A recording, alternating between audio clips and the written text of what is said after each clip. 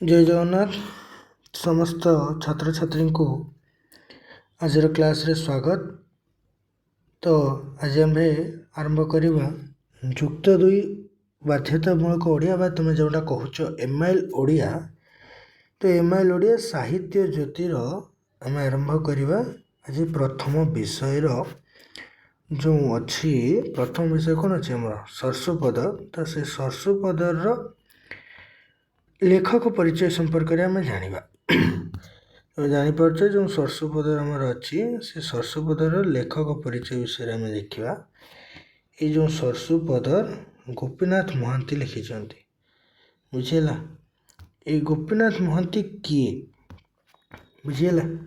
ये गोपीनाथ महांती किए तांको विषय आम आज प्रथम वीडियो जाना।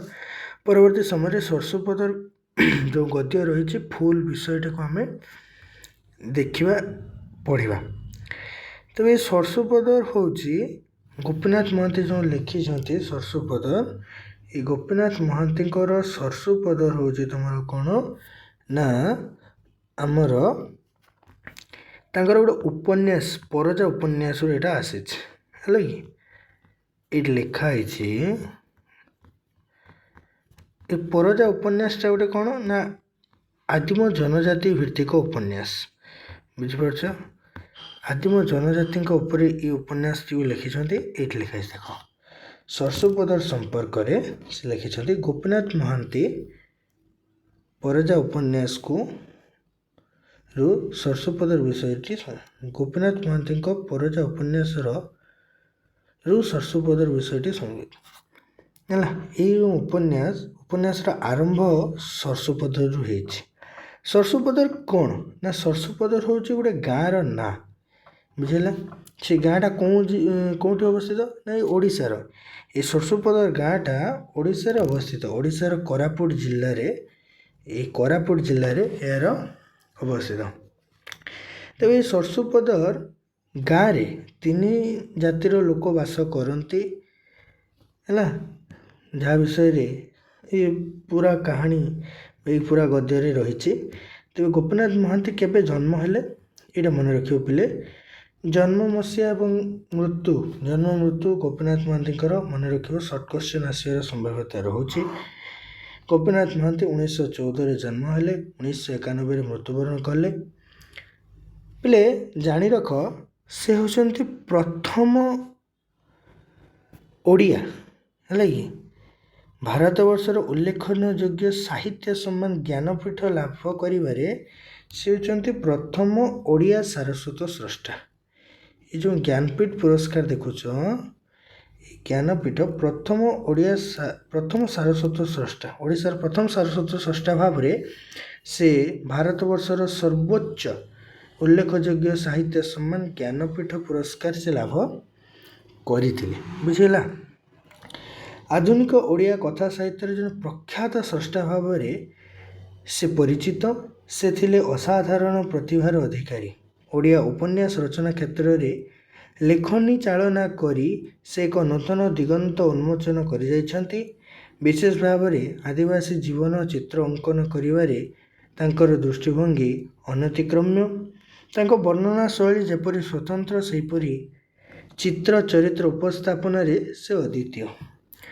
देखो मन रख पिले परजा उपन्यास जो सरस्वपदर प्रसंगटा ये हूँ तार मुखबंध सदृश क्वेश्चन आसीपे यही सेंटेंस को लेकिन जे सरस्वपदर परजा उपन्यास मुखबंध किभली 2 मार्किया 3 मार्किया प्रश्न आसबार संभाव्यता रखुची किभली ना जो जिते से परजा उपन्यास को लिखिं परजा उपन्यासर प्रथम 6 पृष्ठार ये जो सरस्वपदर कहानीटा लिखाई बुझिपार। प्रथम 3-4 पृष्ठार कहानी को लेकिन ये गल्प को सृष्टि कराई। ये गल्प स्वतंत्र गल्प नुहे ये हूँ परजा उपन्यास गोटे अंश विशेष बुझिपार। से लिखाई देख जे गोपीनाथ महांती प्रसिद्ध उपन्यास परजारू सरस्वपदर विषयटी संगृहीत। ये स्मरणीय उपन्यास आरंभ ये सरस्वपदर गाँव ही कोरापुट लक्ष्मीपुर जीवा रास्तार धर्मद्वार घाटी निकटस्थ गोटे गाँ सरस्वपदर जो 3 जातिर लोक बास କରନ୍ତି। ବୁଝିପାରିଲ? ପ୍ରାକୃତିକ ପରିବେଶ ଭିତରେ ଗଢ଼ି ଉଠିଥିବା ଗାଁଟି ଅତ୍ୟନ୍ତ ମନୋରମ। ଜନଜାତି ମଣିଷର ଜୀବନ ଚିତ୍ର ସରସ୍ୱପଦରେ ମିଳିଥାଏ। ଜନଜାତି ମଣିଷ ସର୍ବୋପରି ସେମାନଙ୍କର ସରଳ ନିଷ୍କପଟ ଜୀବନ ଧାରଣର ସଫଳ ଉଦାହରଣ ହେଉଛି ସରସ୍ୱପଦର ଗାଁ। ସରସ୍ୱପଦର ବାସ୍ତବ ଓ ଜୀବନଧର୍ମୀ ବର୍ଣ୍ଣନା ପାଠକଙ୍କୁ ସ୍ପର୍ଶ କରିବା ସହ ଜନଜାତି ଜୀବନଚର୍ଯ୍ୟାକୁ ଉନ୍ମୋଚନ କରିବାରେ ସହାୟକ ଅଛି। ଆଚ୍ଛା, ତୁମେ ଯେତେବେଳେ ଏଇ ସରସ୍ୱପଦର ବିଷୟଟା ପଢ଼ିବ, ସରସ୍ୱପଦର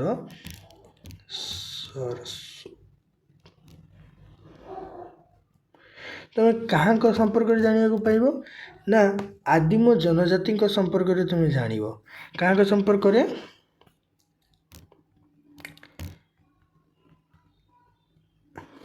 ଭୁଲ ହେଲା ପିଲେ, ଆଦିମ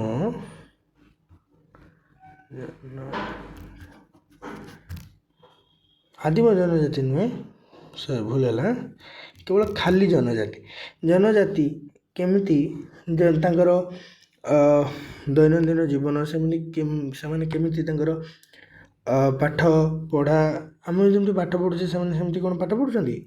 ନାହିଁ। ସେମାନେ କ'ଣ କରୁଛନ୍ତି ନା ସେମାନେ ଖାଲି ପାହାଡ଼, ବିଲ, ଜଙ୍ଗଲ ଯାହା ସେଇଥିରେ ହିଁ ଯାହା କାମ କରିକି ଚଳୁଛନ୍ତି, ସେ ବିଷୟରେ ଡିଟେଲ୍ସ ଆମେ ଜାଣିବା। ତ ଏଇଥିରେ ଖାଲି ଆମେ ଜାଣିଲେ କ'ଣ ନା ସରସ୍ୱପଦର ଲେଖକ ଗୋପୀନାଥ ମହାନ୍ତିଙ୍କ ସମ୍ପର୍କରେ। ତ ପିଲାମାନେ, ଆଗାମୀ ଭିଡ଼ିଓରେ ଆମେ ଆରମ୍ଭ କରିବା ସରସ୍ୱପଦର ବିଷୟବସ୍ତୁକୁ। ତେବେ ଏଇ ଭିଡ଼ିଓରେ ତୁମେମାନେ ଲେଖକ ପରିଚୟ ସମ୍ପର୍କରେ ବିସ୍ତୃତ ଭାବରେ ଭଲ ଭାବରେ ଜାଣିଲ, ବୁଝିଲ। ଆଶା କରେ ଭିଡ଼ିଓଟି ତୁମମାନଙ୍କ ପାଇଁ ଉପାଦେୟ ହୋଇଥିବ ବୋଲି। ଆଗାମୀ ଭିଡ଼ିଓରେ ଆମେ ସରସ୍ୱପଦର ପୂର୍ଣ୍ଣ ବିଷୟଟିକୁ ପଢ଼ିବା। Thank you.